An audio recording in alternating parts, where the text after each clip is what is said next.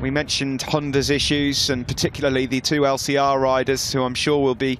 In the braking area, the bike is not really stable. We're getting closer and closer to the start. Number 89, the man from Madrid, Jorge, up ahead. A happy birthday, by the way, to Lorenzo Savadori. GP, the Spanish rookie, Jorge Martin on the front row with round two, we're underway. Solid start from pole, even though he's got a wheelie, but Martin is flying through. Look at the look in 5th place, Mir in 6th. Well, at least we know tonight he engaged the launch control on that. Then behind, here comes Mir now. 2 Suzukis now inside the top 5. He goes through on Oliveira. For a Valentino Rossi fan, you might want to stick your fingers in your ears right now. He's 21st on the grid, 21st over the line at the end of the first lap. That was Mir running Fabio Quartararo right out the marbles. You can't get on the gas too early there. I mean, he was almost 30-40 minutes clear. That's beautiful. That's Aleix Espargaro. Is he in hot? He's in hot. Zarco on the... Jorge Martin at the moment will be quite surprised he's not seen anyone's front wheel yet. You just wonder, don't you, if Zarco's... And there's no way that Rins is going to catch any slipstream to power by the 2 Ducatis in front of him down that start-finish straight. He's not losing a min. You got some observations early on here. No, only just big shout out to Miguel Oliveira, because the KTMs, as we know, and the Hondas having a nightmare. Into turn 1, and it's as easy as that. Alex Rins, all the hard work to do yet again. He has a bit of a moment on the front end there as well. Go. Here comes Alex Rins up the inside into turn 6. This time it does stick, that he won so spectacularly at a couple of rounds ago at the end of 2020. They're dragging Mir along as well. Here comes Rins up the inside. No, not quite. It's got to be 4.798. And he's got through that grey area for the Aprilia, which hindered him last weekend. He's just taken Pol Espargaro, Vinales, Miguel Oliveira. Unfortunately, with that medium front tyre gamble, he's got such a lack of free time on the straight for the Ducati. And just like Zarco did to Rins a couple of laps ago, Bagnaia does it to the world champion. For Bagnaia is picking off the Aprilia there of Aleix Espargaro.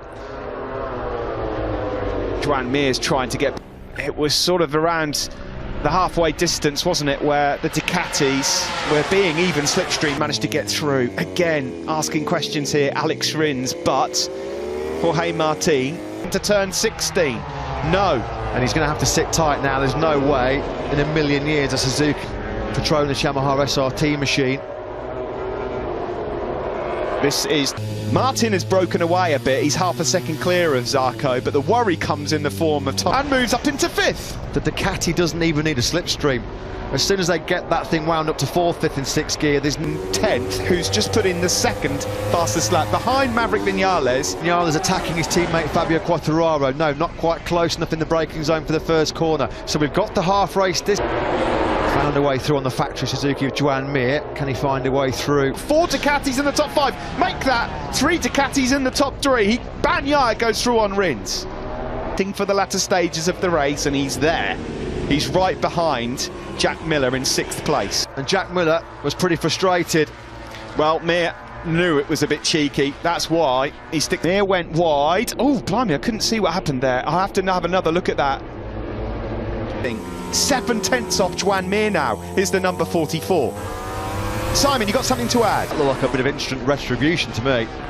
Nice move from Quartararo on Alex Rins into turn 1. Quartararo in this Qatar Grand Prix at the moment. Zarco's still 2nd. So the margin, couple of tenths back to his teammate Zarco. Aleix Espargaro's in way too hot into turn 1. Guys, he's not seen any of them yet. Yeah, that plan has not been executed, has it? Valentino Rossi at the moment. Oh, here we go. Fabio Quartararo, lovely. Yeah. Block pass, great. He's done it. That's 1 Ducati gone. Aim in the slipstream behind the factory Suzuki. Wide. Pecco Bagnaia is way. That was nice, yeah. He was going to run into the back of Johann Zarco. He had no choice. And Pol Espargaro, then he'll shoot down through. So Jack Miller allowed to carry on his charge towards what would be a brilliant victory for him. Miller picks up Fabio Quartararo into the first corner, don't, he says. But he can't pull it up on the brakes. It's been a Pramac Ducati 1-2 pretty much from the get-go. Oh, here comes Quartararo. Oh, yeah. That was lined up from a couple of corners ago. Here he goes, through goes Fabio Quartararo, and for the first time in this race, Jorge Martin. That is not a slipstream. Martin was about 10-15 metres back. nothing Quartararo could do. Quartararo got... And here goes in the background, Maverick Vinales as well. Again, it's the better corner speed that Quartararo can carry. Of turn one in front, get enough through the infield. How are Maverick Vinales' powers of recovery? Fabio Quartararo, champion, he's down in 9th place. He can't find a way through at the moment on Aleix Espargaro. Oh, back to Jorge Martin. Pecco Bagnaia here and Jack Miller. They're really doing everything he can to try and get through. Oh, that was clever from Zarco. That was clever. There was no anything that can happen here. Martin, I cannot believe what we've seen from him tonight. Given his Joan Mir has gone past Aleix Espargaro, the world champion, moves up to 8th, but back-to-back 55 ones to make a crucial gap here, and Vinales is wide into first corner. He's so good on the brakes, so good. Zarco just can't make a move. And touch Jorge Martin. Is he close to make a move for second place? Here it comes up the inside of turn number 15. Nice. Fabio Quartararo to win, and the battle for second is close, but it goes to Zarco. Martin up here in Qatar.